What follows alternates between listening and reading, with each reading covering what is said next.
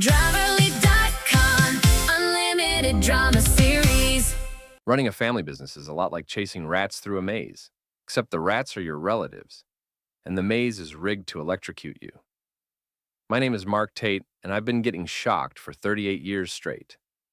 The morning everything went to hell started like any other Tuesday. I was hunched over coffee that tasted like motor oil, watching my wife Beth scroll through her phone with the intensity of a day trader during a market crash. She'd been doing that a lot lately, the phone thing, not the coffee thing. The coffee had always been terrible. Morning, sunshine, I said, because sarcasm is my love language. Sleep well? Beth didn't look up. Her perfectly manicured fingers, when had she started getting manicures, danced across the screen like she was performing surgery. Fine. Fine. The universal word for, I'm planning your demise but haven't figured out the details yet. I owned half of Tate Electrical, a company my father started in 1987 with nothing but a beat-up van and an unhealthy relationship with electrical tape. My brother John owned the other half, which meant we spent most of our time arguing about everything from invoice formatting to whether the break room coffee should be Folgers or Maxwell House. Spoiler alert, they both taste like disappointment. The business was actually doing well, despite John's best efforts to alienate every residential customer within a 50-mile radius. We'd landed 3 major commercial contracts in the past year, including rewiring the new shopping center downtown. I was proud of that. Beth used to be proud of it too. I'll be late tonight, I told her, grabbing my keys from the counter. Big job at the Morrison building. Reggie thinks we'll need to run new lines through the entire 3rd floor. Beth said, still not looking up. I paused at the door, studying her. When we'd met 15 years ago, she'd light up when I talked about work. She'd ask questions, remember details, even suggest solutions. Now she treated my job like I was describing the mating habits of insurance salesmen. Hey, Beth. What? If the house catches fire today, should I call the fire department or just let it burn for the insurance money? Whatever you think is best, she said absently. I stood there for a full 10 seconds, waiting for her to realize what I'd said. Nothing. She was too busy typing what looked like a novel to someone named Lisa. At least that's what she told me when I asked about all the texting. Lisa was her best friend from college, apparently going through a messy divorce and needing constant emotional support. Funny thing about Lisa, I'd met her exactly twice in 15 years of marriage, and both times she'd struck me as the kind of person who'd rather eat glass than discuss feelings. The drive to the shop gave me 20 minutes to pretend everything was normal. Tate Electrical occupied a converted warehouse on the south side of town, sandwiched between an auto parts store and a place that claimed to sell gourmet hot dogs, but mostly sold food poisoning. Our sign needed repainting, our parking lot needed repaving, and our coffee maker needed a priest. Reggie was already there when I arrived, bent over blueprints, like he was deciphering ancient hieroglyphics. Reggie Martinez had worked for us for 8 years and possessed 2 qualities I valued above all others. He showed up on time, and he could wire a building without accidentally creating a time machine. Morning, boss, he said without looking up. You look like someone who just discovered his lottery ticket was a day expired. That obvious? Your wife still practicing for the Olympic texting team? I'd mentioned Beth's phone obsession to Reggie a few weeks ago during one of our regular "Why is my life falling apart?" conversations. He'd listened with the patience of a man who'd been through 2 divorces and understood that sometimes you just needed to complain to someone who wouldn't try to fix everything. She's helping a friend through a divorce, I said, pouring coffee that looked like it could strip paint. Uh-huh. And I'm helping NASA plan the Mars mission. Before I could respond, John walked in, carrying a box of donuts, and his usual expression of mild irritation.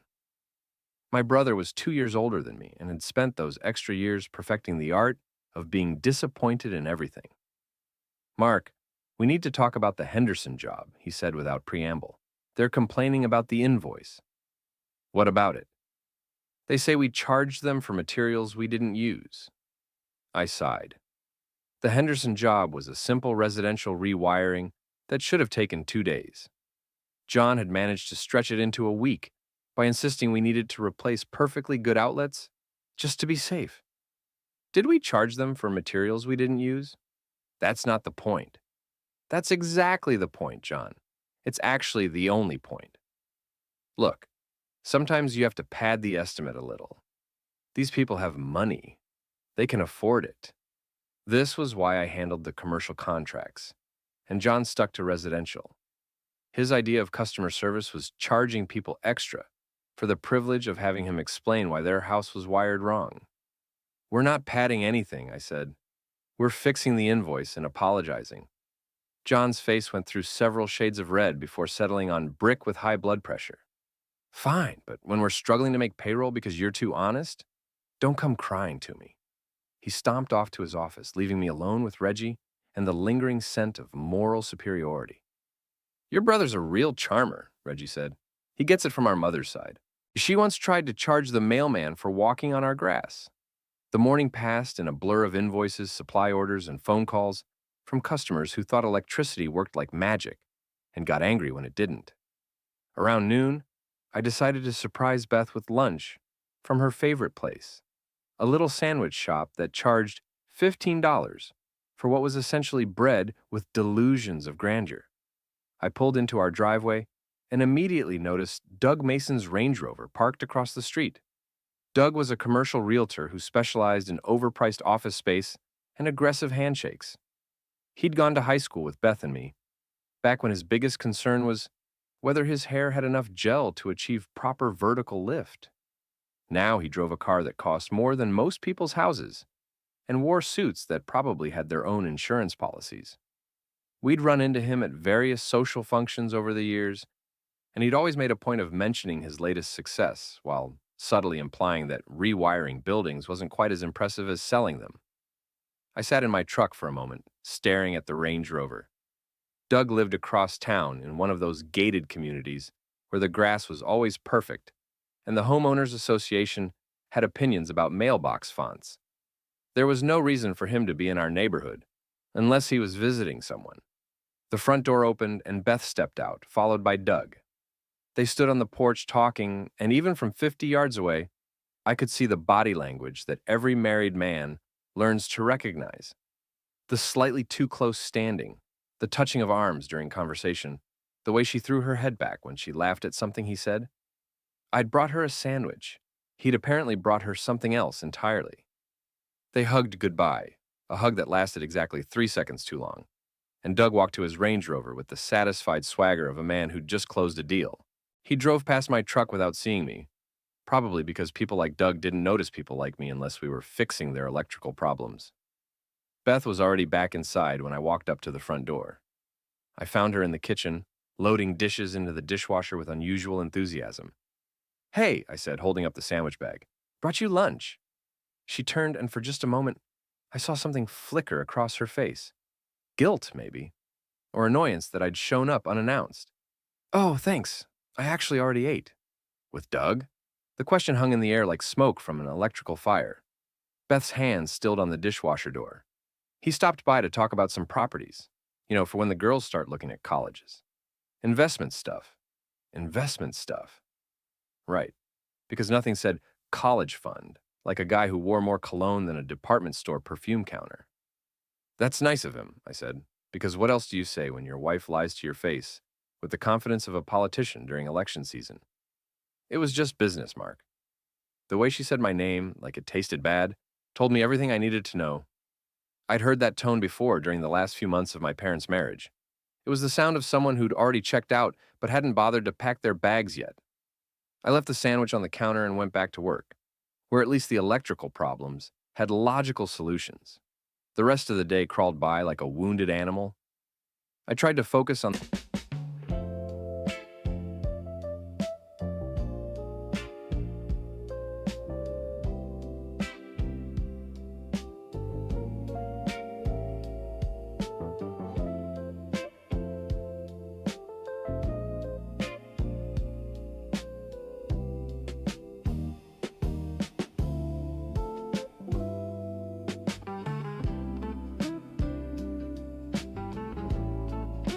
the Morrison building plans, but my brain kept replaying the scene on the porch. The way Beth had laughed, the way Doug had touched her arm, the way she'd lied about lunch with the ease of someone who'd been practicing. At 6 o'clock, I was still at the office when Reggie knocked on my door. You planning to sleep here tonight? Thinking about it. The coffee's terrible, but at least it's honest. He sat down across from my desk, studying me with the expression of a man who'd seen this movie before and knew how it ended. You want to talk about it? About what? About whatever's eating you alive from the inside. I leaned back in my chair, staring at the water stain on the ceiling that looked like either a map of Texas or a very sad elephant. You ever notice how people change, Reggie? Like, gradually? So you don't see it happening until one day you wake up and realize you're living with a complete stranger? Every day for 2 marriages. Beth's having an affair. The words came out flat and matter of fact, like I was reading from a supply invoice. Reggie didn't look surprised. You sure? Doug Mason, remember him? Guy who looks like he stepped out of a cologne advertisement and has the personality to match. The realtor with the fancy car? That's the one. Saw him leaving our house today. Beth lied about why he was there. Reggie was quiet for a long moment, probably running through the standard responses people give in these situations. I'm sorry. Are you okay? Maybe there's an explanation. All the things people say when they don't know what else to say. Instead, he asked, "What are you going to do about it?" That was the question, wasn't it? What do you do when you discover that the person you've spent 15 years building a life with has decided to start shopping for a replacement? I don't know yet, I said, but I'm going to figure it out. I drove home through streets that looked exactly the same as they had that morning, but felt completely different. It's funny how finding out your wife is cheating changes the way you see everything. The house we'd bought together, the neighborhood we'd chosen for our kids, the life we'd built that was apparently under new management. Beth was in the living room when I walked in, curled up on the couch with her laptop. She looked up when I entered, and for a second I saw my wife, the woman I'd married, the mother of my children, the person who used to laugh at my jokes, even when they weren't funny. Then the moment passed, and she was back to being the stranger who lived in my house and shared my last name. How was work? She asked, because that's what married people do. They ask about work and pretend everything is normal, even when their world is falling apart. Fine, I said, because I was apparently just as good at pretending as she was. I went upstairs to change clothes, and that's when I found it. Beth's gym bag was on the bed, unzipped, and sitting right on top of her workout clothes was something that made my blood run cold. My wedding ring, cut clean in half. I picked up the pieces, feeling the weight of 15 years, reduced to scrap metal. The inscription inside, "Forever and always M&B," was split right down the middle. Forever on one piece, always on the other. Subtlety was never Beth's strong suit, but this was a new level of dramatic flair, even for her. I sat on the edge of the bed, holding the pieces of my marriage in my palm, and felt something shift inside me. The hurt was still there, sharp and immediate, but underneath it was something else. Something that felt like the moment right before you flip a circuit breaker and restore power to a deadline. Beth wanted to play games? Fine. But she was about to learn that when it comes to electrical work, I don't just know how to wire things up. I also know how to make them short out. The thing about discovering your wife is cheating is that it changes your perspective on everything. Suddenly, every late night at book club becomes suspicious. Every new piece of clothing gets scrutinized. Every phone call that gets taken in another room sounds like evidence. I'd spent the last 3 days in a weird state of hyper-awareness, cataloging Beth's behavior like a detective building a case. She hummed while getting ready for work. When had she started humming? She'd bought new perfume, something expensive that smelled like it cost more than our monthly electric bill. Most telling of all, she'd started putting her phone face down on the counter, like it contained state secrets instead of grocery lists and mom group drama. The cut wedding ring was still in my sock drawer, wrapped in tissue paper like a dead bird. I hadn't confronted her about it yet, mostly because I was curious to see how long she'd wait before mentioning that her husband's ring had mysteriously vanished from his finger. So far, she hadn't noticed, or she had noticed, and didn't care enough to ask. Both possibilities were equally depressing. "You look like someone who's been chewing on electrical wire," Reggie observed Thursday morning, as I stared at the Morrison building blueprints without actually seeing them. I'm fine, and I'm the Queen of England. Your Majesty is having a rough week. The Morrison job was actually going well, which was a minor miracle considering my mental state. We'd finished the third floor ahead of schedule, and the client was happy enough to hint at future projects. Under normal circumstances, I'd be celebrating. Instead, I felt like I was watching someone else's life through a window.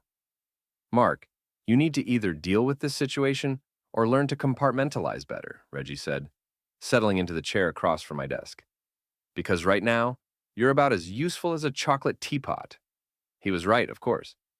I'd been going through the motions for days, letting my personal drama bleed into every aspect of my work. That wasn't fair to Reggie, to our employees, or to the customers who trusted us to keep their He just gave me a massage, that's A it! massage? With I Miss Your Body after? Watch more on Grammarly.com. lights on. I need to know for sure, I said finally. Know what for sure? You already know she's cheating. You saw the guy leaving your house. She cut up your wedding ring like she was making a point. What more evidence do you need? I need to see it, really see it, not just suspicious behavior and circumstantial evidence. Reggie leaned back in his chair, studying me with the expression of a man who'd made some questionable decisions in his own past. That's a dangerous road, Mark. Sometimes it's better to just accept what you know and move forward. Maybe, but I can't make any decisions until I'm absolutely certain. What I didn't tell Reggie was that I'd already started my own investigation. Nothing dramatic or illegal. I wasn't hiring private detectives or hacking into email accounts.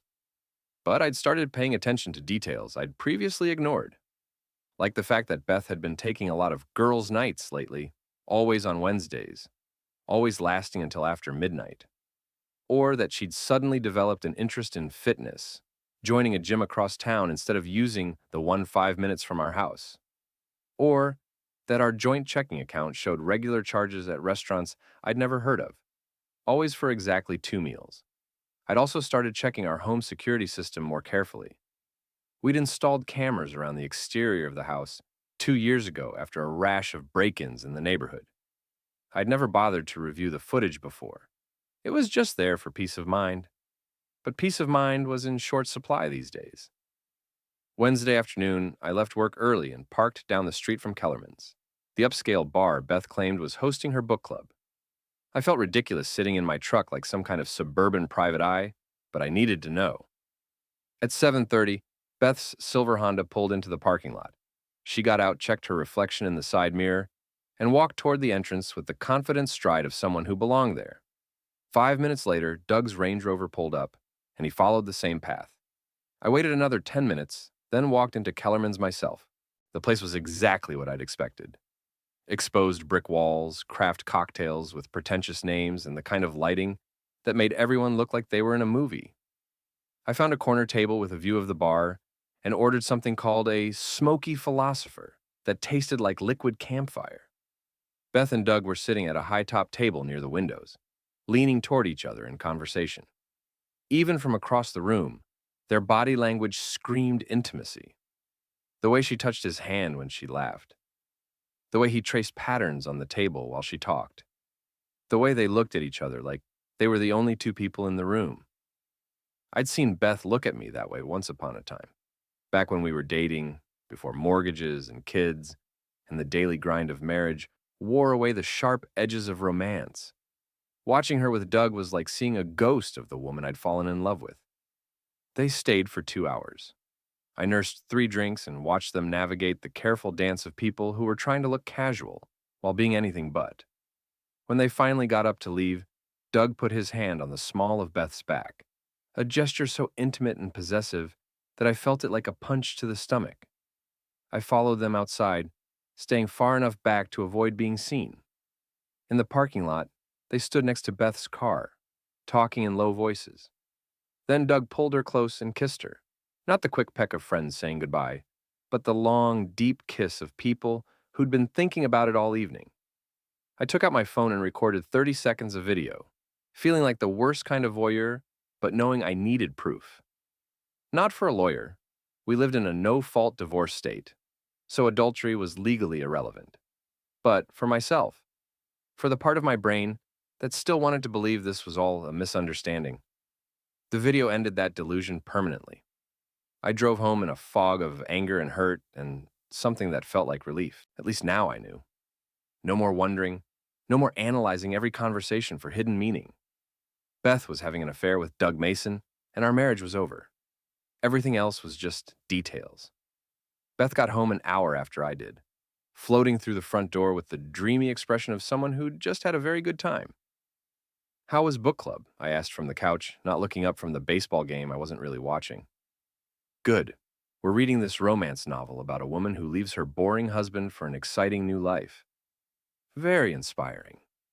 The casual cruelty of that statement hit me like a live wire. She wasn't even trying to hide it anymore. She was practically daring me to call her on it. "Sounds like quite a story," I said. "It is. Sometimes people just grow apart, you know? Sometimes they realize they want different things. And sometimes they find those different things in other people." Beth paused on her way to the stairs, turning to look at me with an expression I couldn't quite read. "Sometimes they do," she said quietly. We stared at each other across the living room, 15 years of marriage hanging in the balance. I waited for her to say something else, to explain or apologize, or at least acknowledge what was happening between us. Instead, she just nodded once and went upstairs.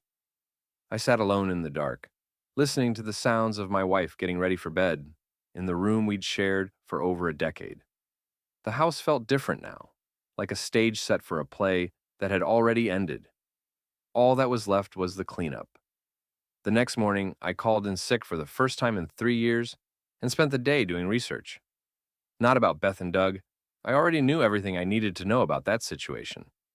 Instead, I researched divorce lawyers, property division, and custody arrangements. If Beth wanted out of our marriage, I wasn't going to make it easy for her. I also did something else. Something that probably wasn't entirely mature, but felt necessary. I changed the passwords on all our joint accounts and removed Beth's access to the business credit cards. Not to be vindictive, but to protect assets that would need to be divided fairly in the divorce proceedings. When Beth tried to buy lunch that afternoon and her card was declined, she called me immediately. "Mark, there's something wrong with my credit card." "No, there's not. I canceled it." Silence on the other end of the line. "You canceled my credit card. Why would you do that?"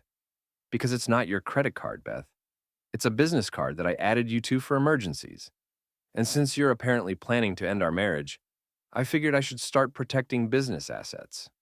More silence, then. "We need to talk." "Yes, we do. But not over the phone. I'll be home at 6.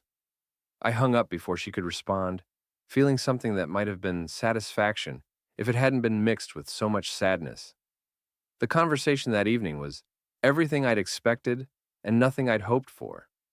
Beth sat across from me at the kitchen table, the same table where we'd eaten thousands of meals, helped our kids with homework, and planned what we thought was our future together. "I want a divorce," she said without preamble. "I figured that out when I found my wedding ring cut in half in your gym bag." She had the grace to look embarrassed about that. I was angry. "You never pay attention to me anymore. You're always working, always focused on the business." I felt invisible. "So you decided to become visible to Doug Mason instead." "It's not like that." "It's exactly like that, Beth. I saw you together last night at Kellerman's. I have video of you kissing in the parking lot. So let's skip the part where you pretend this is about my work schedule and get to the part where you tell me what you want." Her composure cracked slightly. "You followed me?" "I verified what I already suspected. There's a difference." She was quiet for a long moment, staring at her hands folded on the table. "I want the house," she said finally, "and primary custody of the girls. You can have your business, but I want half of everything else." I'd expected this, but hearing it still felt like being electrocuted. She wanted to blow up our family and then profit from the explosion. "The girls are 16 and 14, Beth. They're old enough to have opinions about custody arrangements. Have you asked them what they want? They'll understand once they see how much happier I am."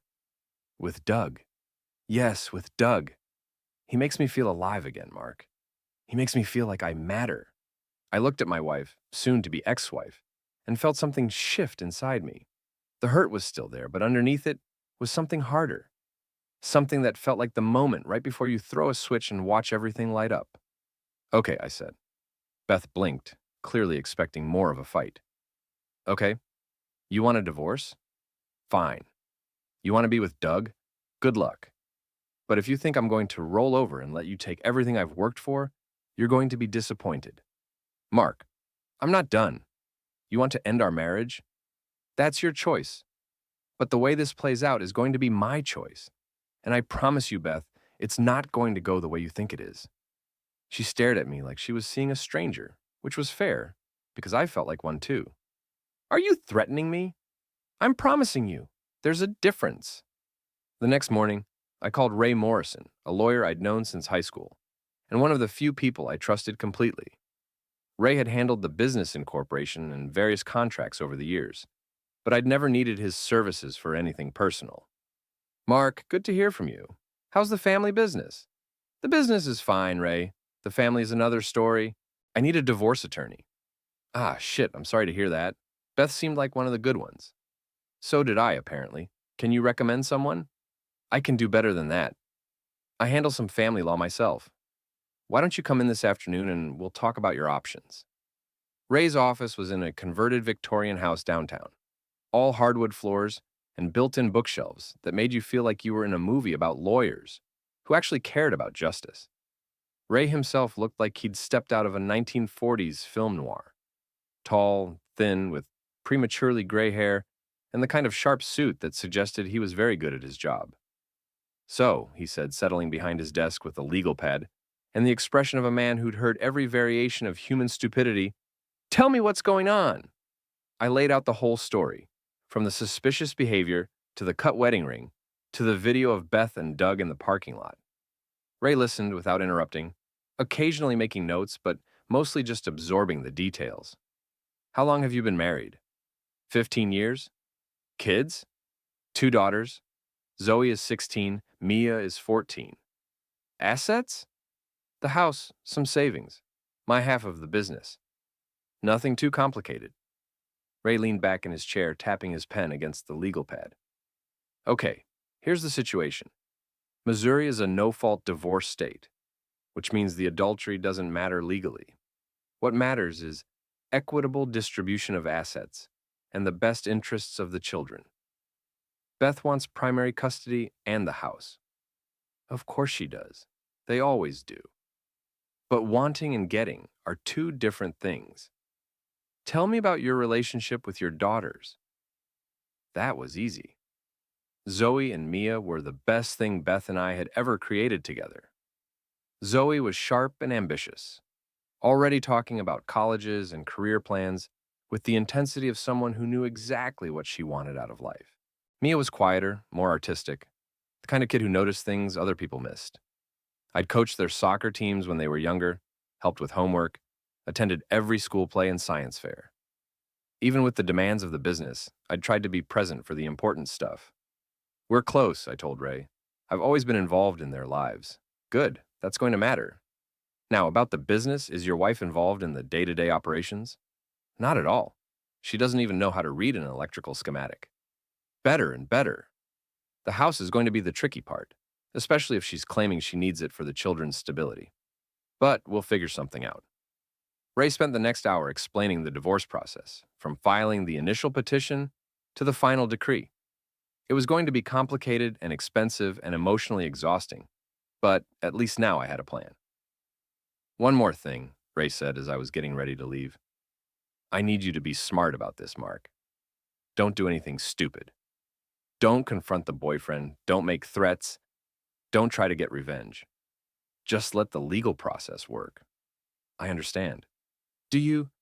Because I've seen a lot of good men make bad decisions during divorce proceedings. Don't be one of them. I shook Ray's hand and promised to be sensible. But as I drove back to the office, I couldn't shake the feeling that being sensible wasn't going to be enough. Beth and Doug had been planning this for months, maybe longer. They'd had time to strategize, to prepare, to position themselves for maximum advantage. It was time for me to start thinking strategically, too. That evening, I sat down with Zoe and Mia to have the conversation I'd been dreading. They were in the living room doing homework, or at least pretending to do homework, while actually watching TikTok videos on their phones. Girls, we need to talk. Something in my tone made them both look up, their expressions shifting from casual teenage indifference to concern. What's wrong, Dad? Zoe asked. Your mother and I are getting divorced. The words hung in the air like smoke from an electrical fire. Mia's face crumpled immediately, but Zoe just stared at me, with the calculating expression she'd inherited from my side of the family. Because of Doug? Zoe asked quietly. I felt my heart stop. What do you know about Doug? Mom's been talking to Lisa about him for months. She thought we couldn't hear her, but the walls in this house are thin. She said you were boring and that Doug made her feel young again. Mia started crying in earnest now, and I pulled both girls close, feeling like the worst father in the world for not protecting them from this. I'm sorry, I said. I'm so sorry you had to find out this way. Are you going to fight for us? Zoe asked, her voice muffled against my shoulder. What do you mean?